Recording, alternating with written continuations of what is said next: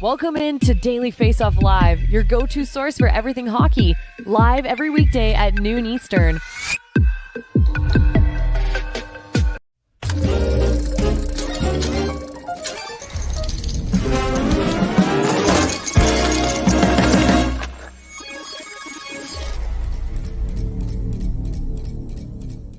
A draft edition of Daily Faceoff Live, coming to you live from Las Vegas and brought to you by Bet365, our sports betting partner. We are here through the playoffs, giving you all the news, insight, and analysis you need with Bet365. And now we're here to get you set for the offseason with Bet365. Sign up today. Use the promo code DAILY365 to get in on a wide range of markets. Frank, how do you feel being live in Las Vegas? Let's go. I mean, look, what's better than this? The Bellagio fountain over your shoulder.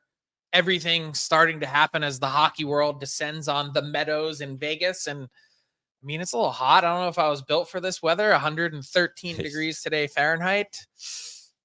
I don't know that there's enough water or booze for that. Yeah, when I was flying in, I heard the pilot say, and keep in mind, I flew in at like 7 o'clock last night, and he said, it's 104 degrees right now. And I was like, surely he's mistaken. And surely that was earlier today. Yeah. It's like, nope, that's right now. It is intense. And hey, I think the expectation is it's draft week and things should be spicy around the NHL. So heating up. Should be heating up, Frank. So let's just kick off with that. Maybe a general sort of vibe check now that we're here in Vegas. The behind the scenes is I get to sit here and watch you do all your work and make all your calls as the insider. So what are you kind of keeping an eye on? What are some big stories over the next couple of days that really have your interest? Well, of course, there's the draft order, and we'll have Steven Ellis come by in a minute to talk about how he thinks the first round shapes out. But there's so many other things percolating. There's salary dumps. There's buyouts that are going to start to come on Thursday as the buyout window opens. There's non-qualified players who will become unrestricted free agents. And there's, of course, hockey trades. So we'll talk about Steve Yzerman and the Detroit Red Wings in a minute. But to this point right now, as everyone's just kind of getting settled in Vegas, I just talked. You heard me. I just talked to 5 NHL. Your phone's buzzing right now. It's not stopping. In the last hour, and I said, "What's going on?" They said, "It's really quiet." And I was like, "Do something. Give me something. We need more." So we'll see what happens. But right now, famous last words. Yeah, it's been a little quiet. The top of your trade targets board features 2 very high scoring forwards in Mitch Marner and Martin Necas. Is there one of those 2 that you think is more likely to be moved by the start of the first round of the NHL draft than the other? Say that one more time. Necas or Marner, who's more likely to be moved before Definitely Necas. Look, the Canes have been talking to, I think they're down to somewhere around 3 to 5 teams that have really shown some authentic, serious interest in Marty Necas. And they're waiting for their best offer. Mm-hmm. They haven't really gotten anything yet. I think that makes them think. They continue to push. And while that's going on, they're working on other things. They're working on trying to keep Jake Gensel. They're working on a new contract for Seth Jarvis. All of those things are in play right now for the Carolina Hurricanes, that there's a million things happening at once. And sometimes the way this league works is you don't actually get your authentic best offer until really like 1 or 2 hours before round 1. And so that might be when things start to get real for the Canes. But for right now, Marty Necas, I think, way more likely to move. I think when it comes to Mitch Marner, look, it's a giant game of chicken. And we've heard what the Marner camp has said. We intend to play out the year. We're not interested in an extension. All these different things. There's really nothing to talk about right now until the Toronto Maple Leafs go out and find a deal and then are able to take it to Marner or take a number of deals and say, hey, here are the things that we're comfortable with, the potential destinations.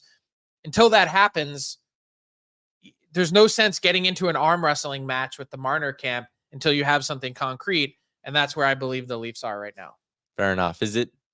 Do you view either one of those 2 players as maybe a bit of a domino effect or something along those lines, where once Necas moves, a bunch of other teams will kind of have their answers? Or is there just enough going on around the league that there isn't some sort of a holdup?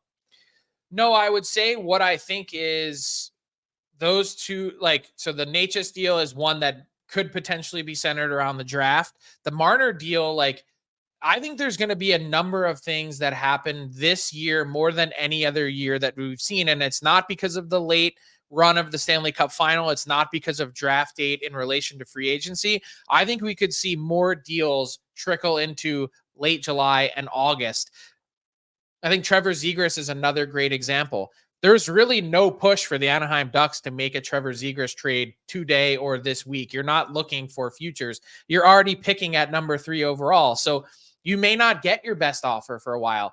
Think back to a few years ago. It wasn't until July 19th that the Matthew Tkachuk trade materialized. This year, I think more than most others, it's going to be spaced out, and we're going to see stuff percolating well into the summer.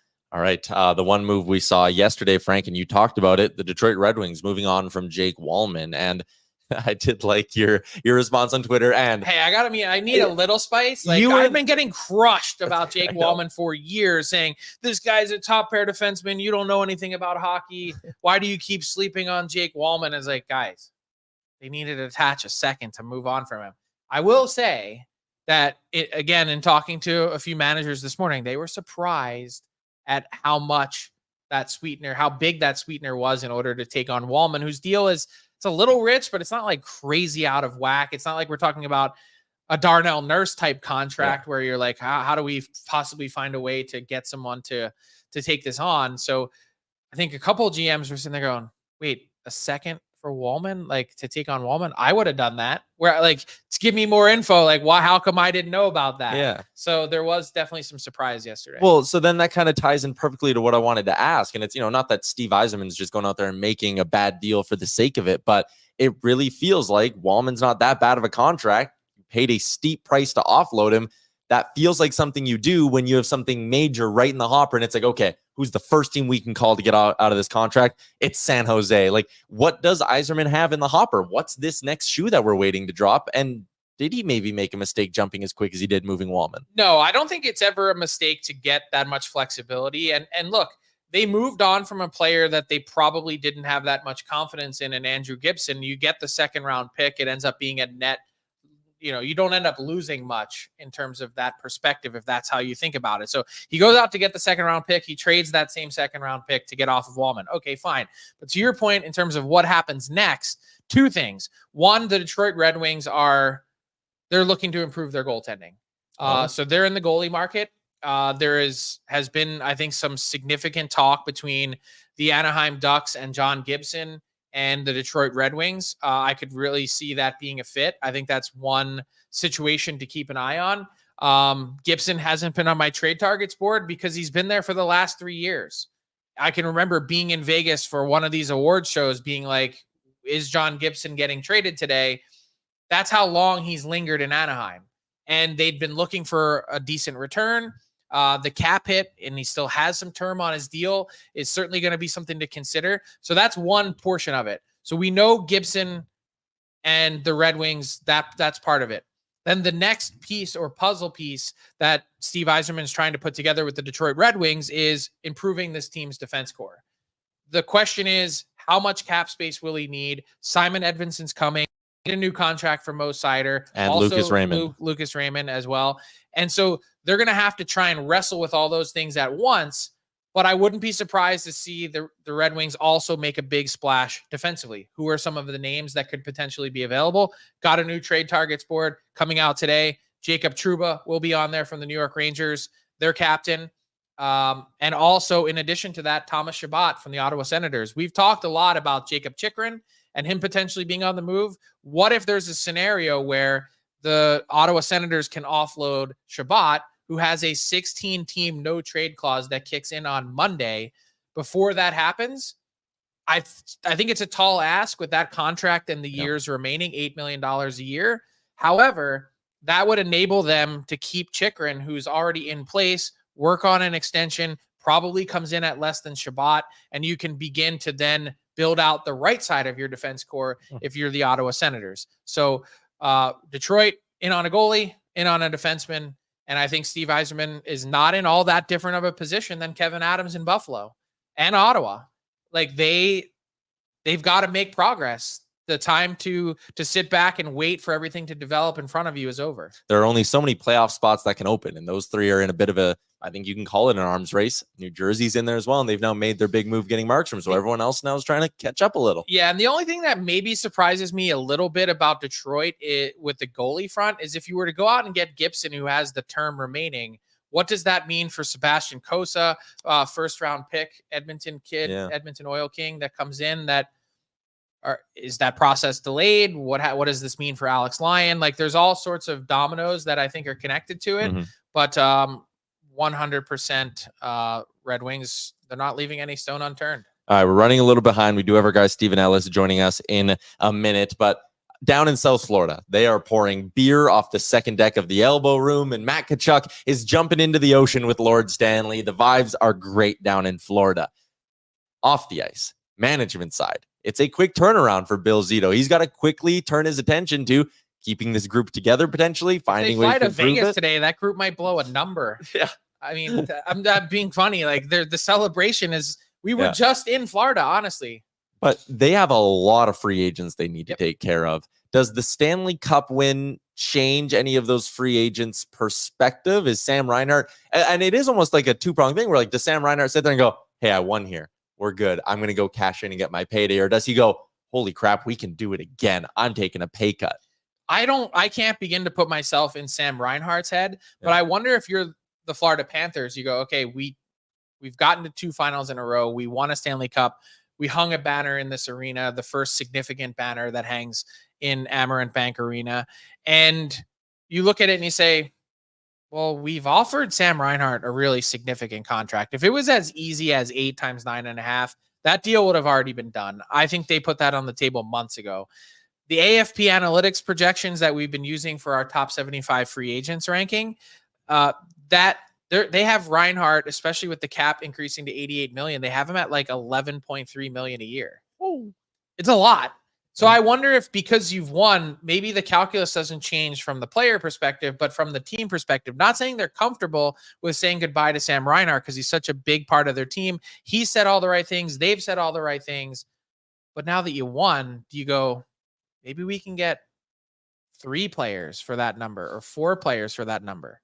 Yeah. I don't know. Does it make you think differently as a team, thinking long term before, taking on a contract that big? And not to say Florida's going to take their foot off the gas and kick their feet up, but there is pressure off when you win a cup. You build yourself up some good grace. You can kind of sit there and go, okay, we did the thing. Now let's look at a 4 or 5 year approach versus if you would have lost that game 7, I think you sit there and you have to pay $11 million to Reinhart. You have to keep that band together and you have to keep pushing as hard as you can for next year. I said this before. This is actually the most intriguing summer the Florida Panthers have had in years. They haven't had assets. They haven't had cap space. They pieced it together last year with injuries to Montour and Ekblad by bringing in Oliver Ekman-Larsson. You think it's going to work. You're not entirely sure. Obviously, Forsling has been a huge find. Like, they've found a way in a transition year to really make a ton happen. This wasn't the year that they planned, I don't think, to win the Stanley Cup. And what'd you say before? You plan, God laughs? Exactly, Frank. Yeah. Let's quickly do a couple of minutes on the Hockey Hall of Fame class for this year, which was announced yesterday. A bunch of really interesting names. Obviously, the players grab a lot of headlines. Pavel Datsyuk, Jeremy Roenick, Shea Weber. 2 females on the other side of this as well, with Natalie Darwitz and Christy Wendell-Pole. And then the builder side of it with David Poyle and Colin Campbell. Let's start with the player side. I don't think we have to do the whole Alex McGillney conversation again because we've done it for so many years. Yeah. It's a shame. That's where I'll end it with that. Which one of these 3 surprises you the most? Because I think there is something to be said about Shea Weber getting in as quick as he did. And I think there's something to be said about Jeremy Roenick getting in. His best season, he finished 6th in NHL scoring. To me, it's not the Hall of Very Good. And it is the Hall of Fame. And Roenick is very famous. Oh, he had tons of fame. Tons of fame. Styles. But Roenick gives me Hall of Very Good vibes. I don't know if I like that. I actually would. This is an unpopular take based on what I saw on social media yesterday. I would say that when you look at his career and the numbers that he put up, I view him as more of a compiler than anything else. Okay. He's a guy that hung around for an incredibly long period of time, obviously loved the game, had some tremendous seasons where for a 5 or 6 year period of time, he's one of the best forwards in the NHL and certainly commanded the paydays connected to that. But is he the elite of the elite? That's the conversation. And I'm happy that he got in. Like, certainly, he's obviously deserving the fact that you go through a 16-member committee and that's the result. But the Shea Weber one is also interesting. Like, decorated player on the international stage. But if and this is kind of what I thought of yesterday, and this is not to throw disrespect at any nation. If he was Finnish, would Shea Weber be in the Hall of Fame? Is he a Hall of Fame player if he doesn't have the Olympic golds? Probably not. But how do they win the Olympic golds without him? And that's certainly another side of the argument.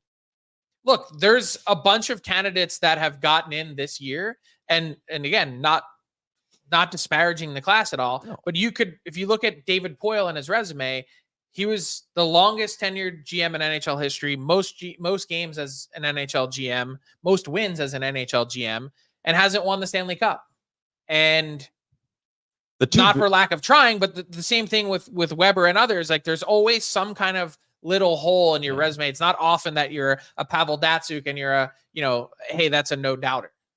The two builders feel like lifetime achievement awards more than look at these fantastic resumes and all of that, like Colin Campbell.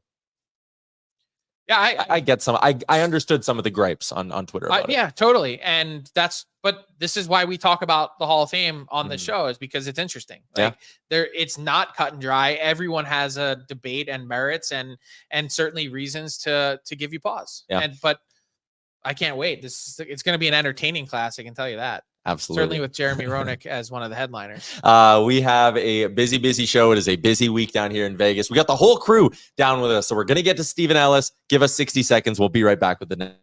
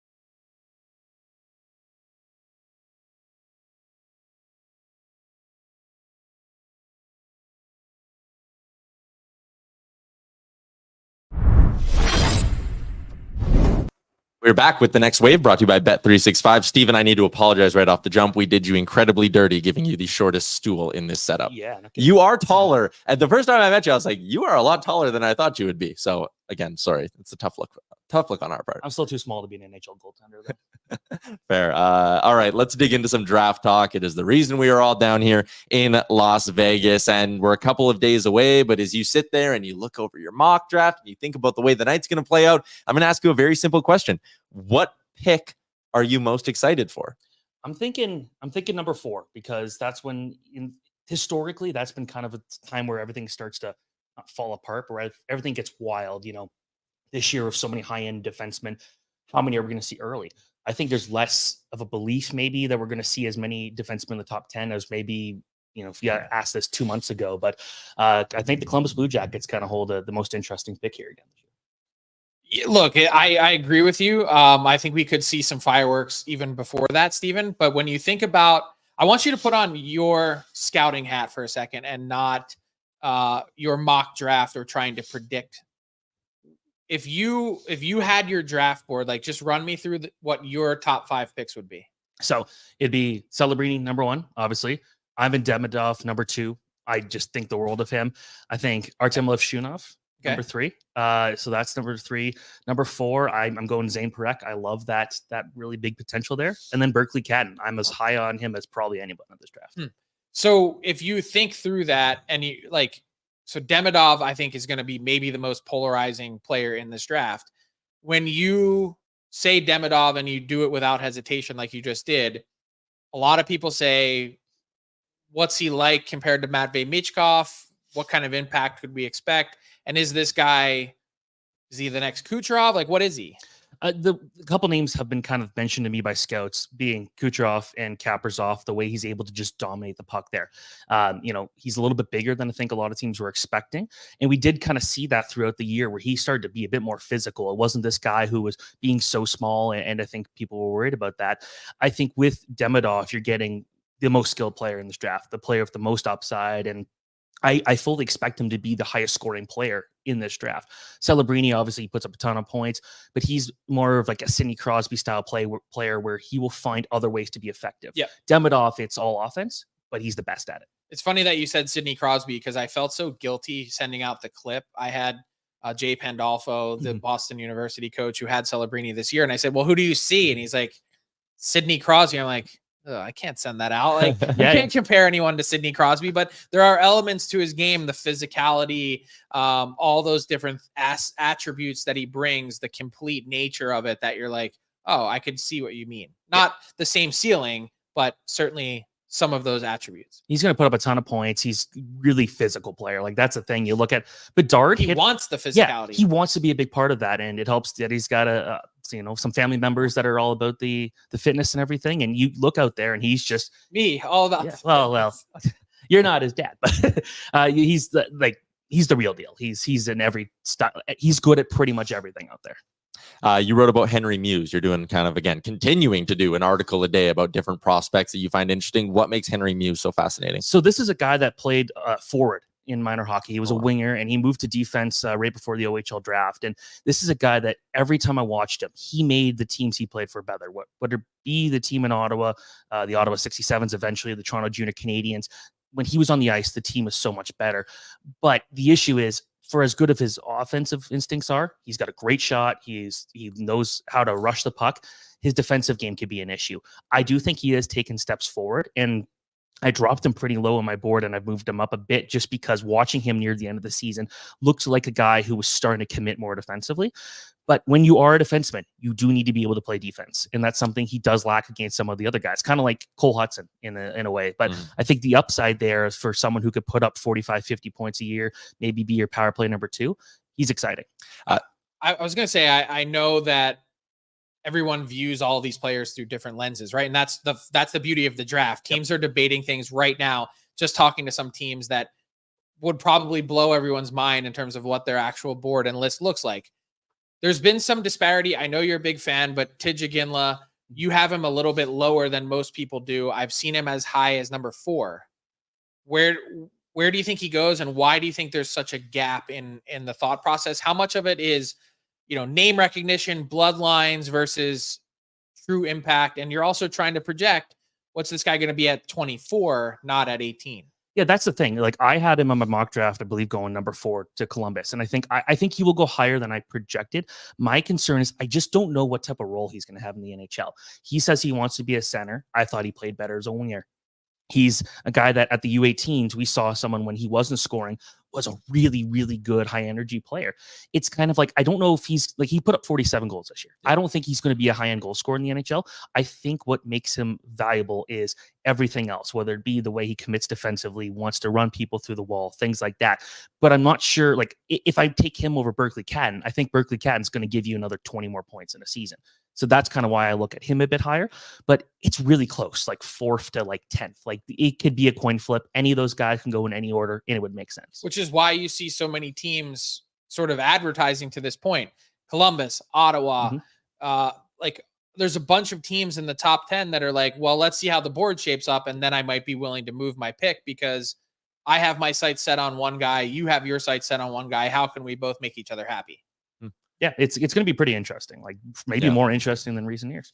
Fair enough. I know I'm going to throw you this as a bit of an audible, but do you want to stick around for the rest of the show? Because we got some Ask DFOs that kind of pertain to you, Steven. Let's do it. All right, there you go. That's a wrap on the next wave. Let's dig into our Ask DFO question.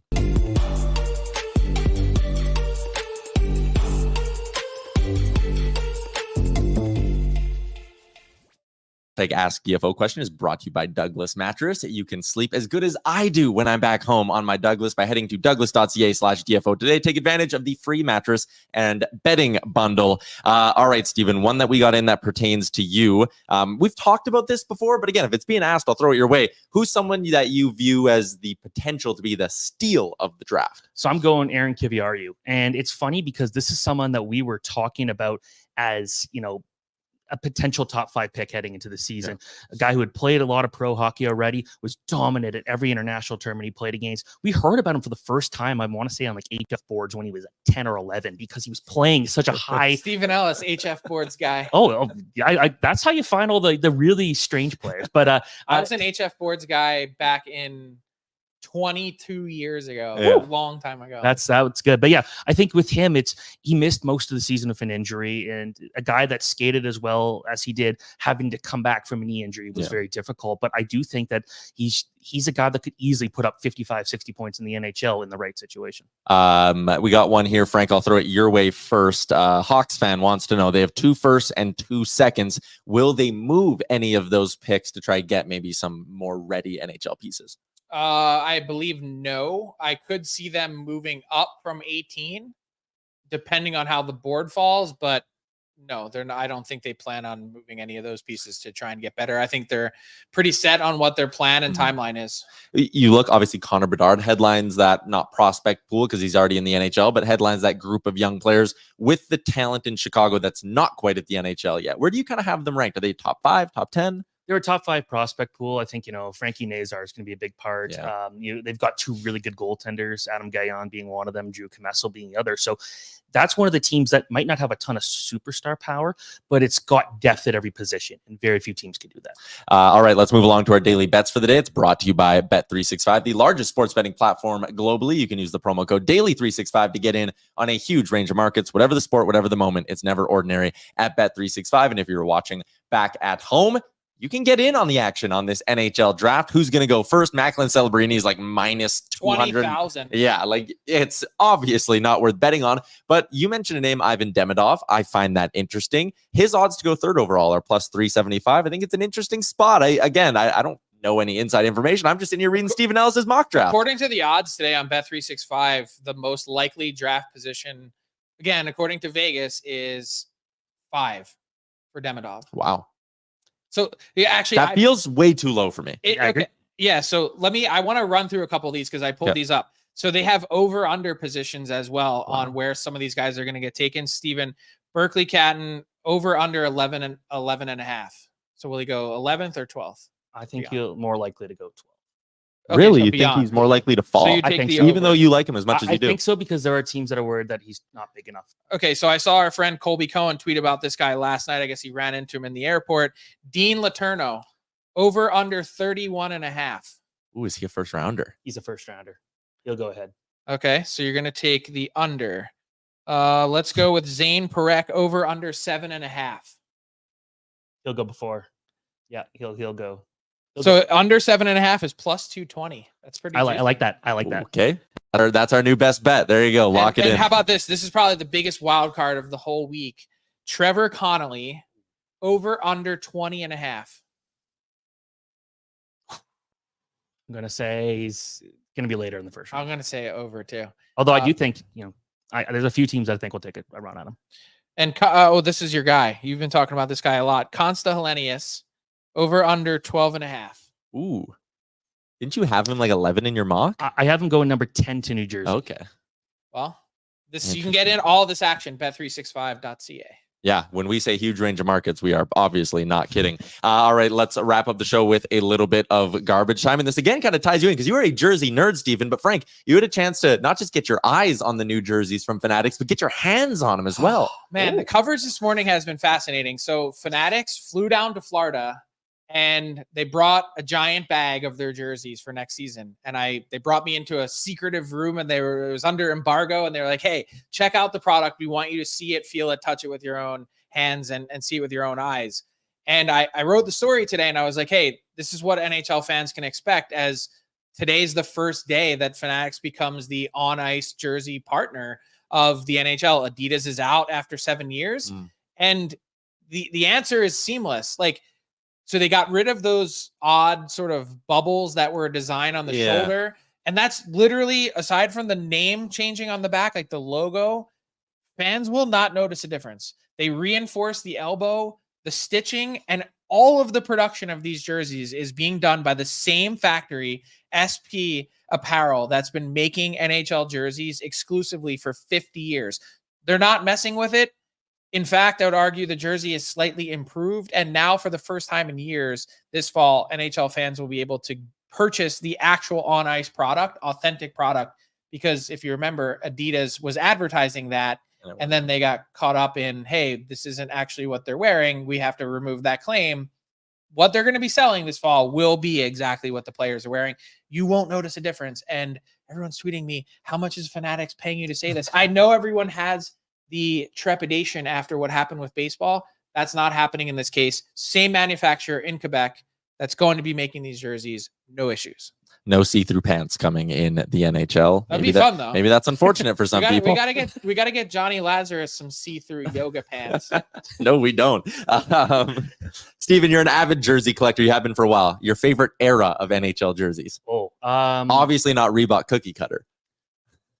You know what? I really actually didn't mind the Reebok Edge jerseys. Really? I don't know. There were some weak ones, but that for me was when I started to really follow jerseys and be like, this is like, I remember trying to get hockey cards and I just wanted to see the players in the new jerseys. But I don't know. I feel like I like those. Yeah. I saw something fascinating. So this is before obviously Tyler was born, but the early to mid 90s, like 91 through 94, we're like halfway to getting the entire league back to what those logos were. Mm-hmm. And in fact, the Anaheim Ducks today, I have a story being posted in the next 45 minutes here with their rebrand.